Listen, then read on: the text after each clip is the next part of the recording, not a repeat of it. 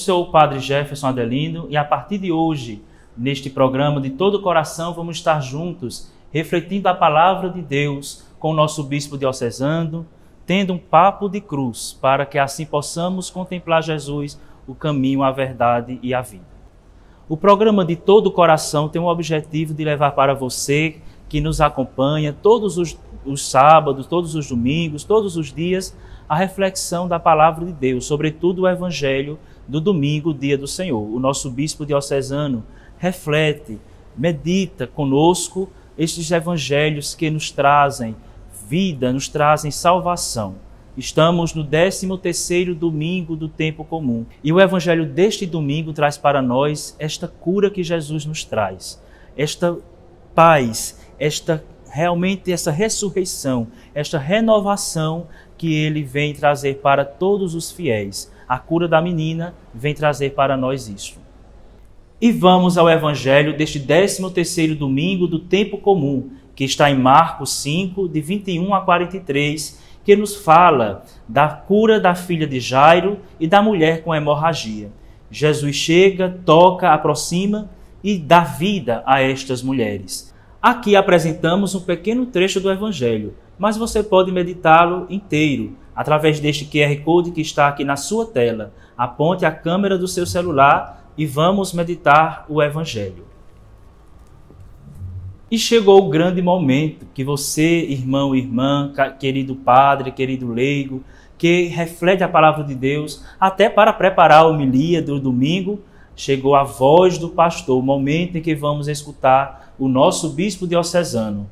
Dom Rui, quero agradecer a oportunidade de estar aqui com o senhor, apresentando este programa que é feito de todo o coração.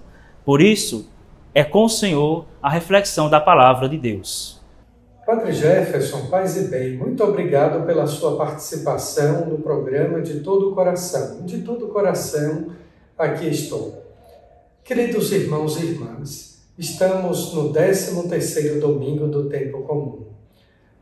Mais um capítulo, o 5º, do Evangelho de São Marcos. Mais uma vez, o evangelista nos diz que Nosso Senhor sobe a barca em direção ao outro lado da margem. Viram, ou pelo menos lembraram-se de como é recorrente a igreja como uma nave, como a barca de Jesus. E todos nós, em comunhão, dentro desta barca, que é a igreja, dentro desta nave, deste navio, com ele, ao timão, na direção da outra margem, na direção do outro lado do planeta Terra, que é o reino dos céus. Desta vez, Jesus nos fala a respeito de 2 sofrimentos humanos. Aliás, a imitação de Cristo se diz: na vida se sofre. Ninguém está isento, ninguém está imune ao sofrimento. Na vida se sofre. E a fé cristã é a única capaz de dar um sentido e um significado ao sofrimento. O grande pai da psicanálise, assim chamado, Freud, dizia que a pessoa normal é aquela que sabe amar e trabalhar. Já aquele outro também da linha psicanalítica, do sentido da vida, o Viktor Frankl, ele diz que pessoa normal é aquela que sabe amar, mas também sabe sofrer. Pois bem, o cristão não apenas sabe amar e sofrer, mas ele também dá um sentido ao sofrimento. Esse capítulo 5º do Evangelho de Marcos nos fala a respeito de 2 sofrimentos, a doença incurável e a morte. Santo Agostinho, nas Confissões, ele vai buscar a origem do mal e do sofrimento. E ele mesmo admite e confessa que, tendo buscado na perspectiva da filosofia e da teologia, ele não encontrou a origem do mal. No entanto, se nós tomarmos o Catecismo da Igreja Católica, no número 1008, se diz aqui que a morte é consequência do pecado. Mas ainda, a fé da Igreja nos fala que a morte entrou no mundo como consequência do pecado.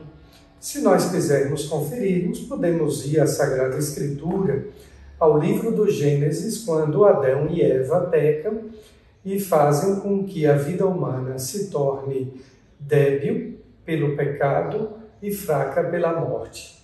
A última coisa que Jesus vence pela sua cruz, pela sua morte, é a própria morte. O último inimigo a ser vencido, e vencido exatamente pela sua morte e ressurreição. Existem dois fatos, dois milagres de sofrimentos humanos neste capítulo 5 do Evangelho de Marcos. O primeiro, de um homem, chefe da sinagoga, por nome Jairo. É sabido que na época de Jesus, judeus ricos mantinham as sinagogas ou eram proprietários de sinagogas em suas próprias residências. Pois bem, Jairo é um desses. Homem prestigiado ou prestigioso e chefe de uma sinagoga. Ele vai até Jesus com um pedido. Ele diz que a sua filha está em estado terminal. A tradução litúrgica do Evangelho de Marcos diz: minha filha está nas últimas. Nada mais desesperador para um pai do que ver uma criança doente, submetida ao risco de morte, ainda mais em estado terminal. Jairo não apenas faz esse relato a Jesus, como também faz algo além.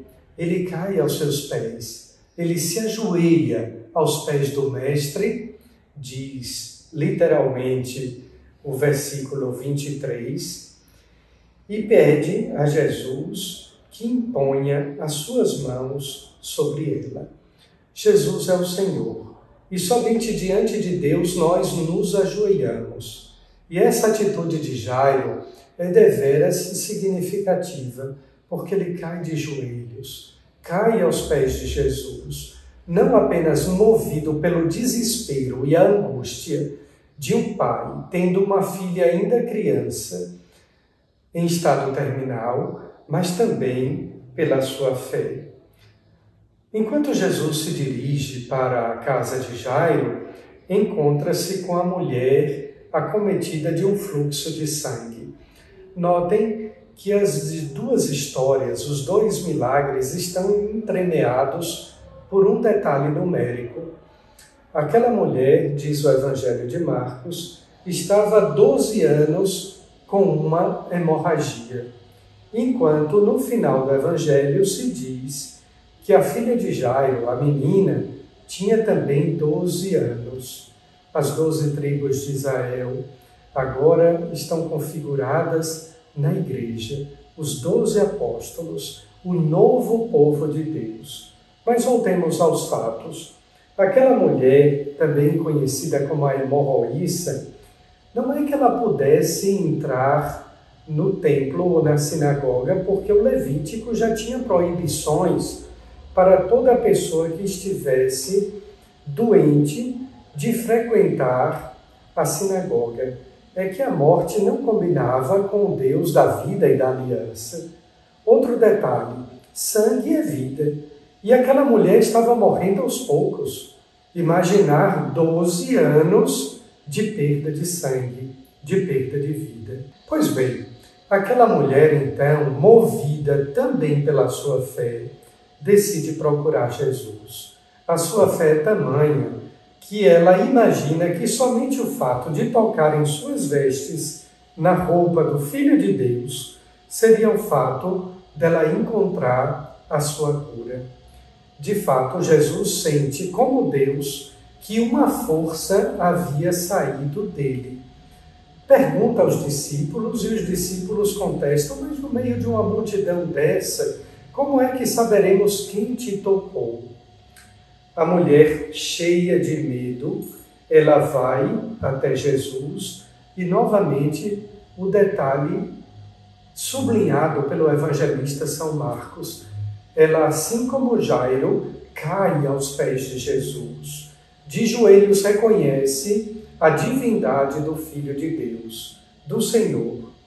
E Jesus, então, depois de ouvir o seu relato, a narrativa da sua história, como é importante ouvir, ele diz: filha, olha que ainda Jesus não havia sido batizado no Rio Jordão, o batismo que nos faz filhos de Deus ainda não tinha sido inaugurado, e, no entanto, Jesus a chama de filha. Que privilégio, que dádiva tão importante. A tua fé te curou. Vai em paz e fica curada dessa doença. Lembrando que nos versículos anteriores, São Marcos conta que ela já tinha sofrido nas mãos de muitos médicos, gasto tudo aquilo que possuía e, ao invés de melhorar, piorava. Essa é a situação também da pandemia. Nós ficamos divididos, aqueles que não têm fé. Eu confio em Deus ou confio na ciência? Confio nos dois. Mas, antes de tudo, saiba que a salvação vem de Deus. Exclusivamente pertence a Deus. Quantas vezes a gente vai num médico e ele não acerta o diagnóstico, não prescreve corretamente a dosagem ou o tipo de medicamento ou de fármaco? Pois bem, aquela mulher encontrou na sua fé, no Cristo, a cura da sua doença. E, por fim, Jesus continua andando quando alguém vem dar o recado a Jairo para dizer: olha, não incomodes mais o mestre, pois a tua filha está morta, sua filha morreu. Uma notícia deveras pavorosa, trágica, mas que Jesus diz àquele chefe da sinagoga: não tenhas medo, basta ter fé.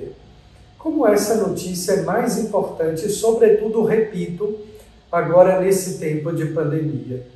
Não tenhas medo, basta ter fé. Confie em Deus, Ele é médico e é remédio, dizia um santo capuchinho, São Leopoldo Mandic. Ele é o médico dos médicos. Não tenha medo, basta ter fé. E desse modo é que Jesus vai apenas acompanhado de alguns dos seus discípulos e, no meio daquela confusão, ele diz a Jairo: a tua filha está dormindo. Eu comecei falando do sofrimento da morte. E Jesus é aquele que é o vencedor da morte. A morte é um sono. A morte é apenas dormir para acordar em Deus.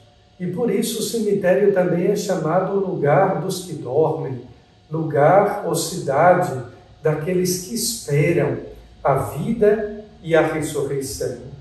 E é exatamente isso que Jesus restitui àquela menina, repito, também de 12 anos, usando as palavras em aramaico, Talitá kum, isto é, menina, levanta-te. Quantos de nós estamos precisando ouvir de nosso Senhor estas palavras? Talitá kum, menino, levanta-te, não tenha medo, basta ter fé, confie em Deus e siga a sua vida, siga seu caminho.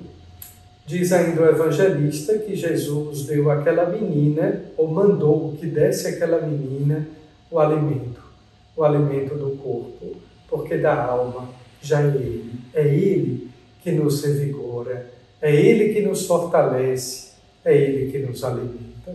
Quantas lições preciosas neste Evangelho tão bonito e tão rico, que certamente vai enriquecer a nossa vida e fortalecer a nossa existência.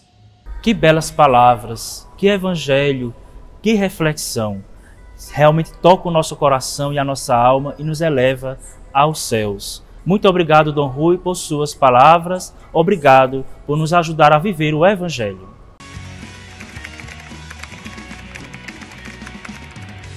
Pois bem, mudamos o cenário porque agora vamos mudar a faixa etária deste programa. Um programa agora mais jovem, mais animado, com aquele papo de cruz com Lunara Aires. Pois é, Lunara, antes eu estava atrás das câmeras, agora estou aqui com você no programa De Todo o Coração. Com vocês, o Papo de Cruz. Seja muito, muito bem-vindo, Padre Jefferson, né? O senhor que sempre nos dirigiu aí por trás das câmeras, agora integra o time oficialmente do programa De Todo o Coração, né? Nos ajudando a evangelizar. E você que está assistindo esse programa, eu peço que desde já você também reze uma Ave Maria, peça a Deus pela nossa missão de evangelizar nas redes sociais, mas também nos ajude. Você pode observar que a gente procura sempre melhorar, sempre aprimorar, sempre mudar o conteúdo que a gente entrega para vocês, e você pode fazer parte disso nos ajudando a evangelizar, compartilhando os links, compartilhando as publicações na página oficial da Diocese de Caruaru e também falando aos seus amigos e familiares que você acompanha o programa De Todo o Coração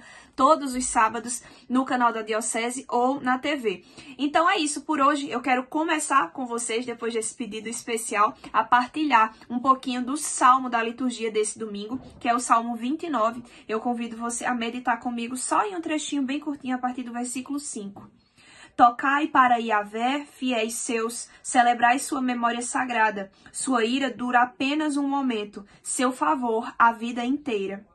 De tarde vem o pranto, de manhã os gritos de alegria. Bendito seja Deus. É a palavra que nos garante, não sou eu que estou falando, não é o Padre Jefferson, não é Dom Rui que está falando, mas é a palavra de Deus que nos garante, porque a ira do Senhor Deus, ela é breve, ela é rápida, mas a sua bondade e a sua fidelidade duram para sempre. E aí eu quero perguntar a vocês, a meditação hoje é muito rápida, mas eu quero perguntar a vocês, vocês têm se prendido mais no entendimento da bondade de Deus, que Ele tudo pode fazer, que Ele perdoa, que Ele é um Deus justo, mas Ele é um Deus amoroso, que Ele corrige com bondade os nossos erros e nos ensina a trilhar caminhos verdadeiramente bons, de acordo com a vontade dele? Ou você tem se prendido apenas na parte de justiça, na parte da dureza? Será que Deus já não te perdoou por algo que você fez ou deixou de fazer e você continua se punindo, sofrendo, se culpando, sabe? Se mortalizando por conta dessa realidade que talvez Deus já tenha até realmente perdoado,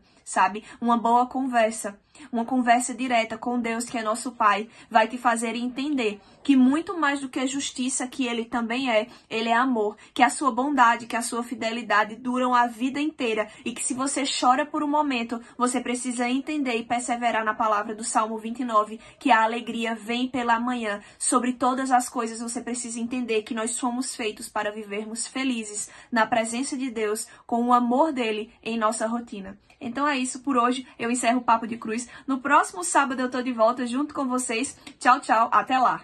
Estamos chegando ao final do nosso programa De Todo o Coração. E de todo o coração, quero agradecer primeiramente a Deus por estrear aqui com vocês no programa. Queremos agradecer a você por todos os programas que você já acompanhou e vem acompanhando, e com certeza vai convidar mais pessoas para acompanhar. E neste programa vamos ter muitas novidades que estão chegando por aí. Por exemplo, se você já quer deixar algumas perguntas, 2 perguntas, sobre algum tema da igreja, deixe nos comentários deste programa que próxima semana nosso bispo vai responder. Outra novidade, vamos também passar para você, para ficar informado sobre a agenda da nossa diocese. Por exemplo, próxima terça-feira, dia 29, nosso bispo emérito comemora 30 anos de vida episcopal e vamos celebrar juntamente com ele, a partir das 9 horas da manhã, lá no Santuário da Graça, aqui em Caruaru, com a Santa Missa e depois o lançamento do seu livro, que é o marco comemorativo desta grande data, Viver é Mudar. Então você pode acompanhar nas redes sociais da Diocese de Caruaru. Muitos padres neste dia também vão comemorar datas importantes de ordenação. Então nós parabenizamos a todos. É com alegria, com o coração vibrante e realmente com esperança que nós vamos avançando para águas mais profundas, e quero ver vocês no próximo programa. E para encerrarmos com chave de ouro, nosso bispo diocesano nos dará a bênção. Até a próxima semana, se Deus quiser. Um final de semana abençoado, cheio das bênçãos de saúde, paz e alegria de viver. Em nome do Pai, do Filho e do Espírito Santo. Amém. Muito obrigado pela sua audiência. Paz e bem. Até a próxima.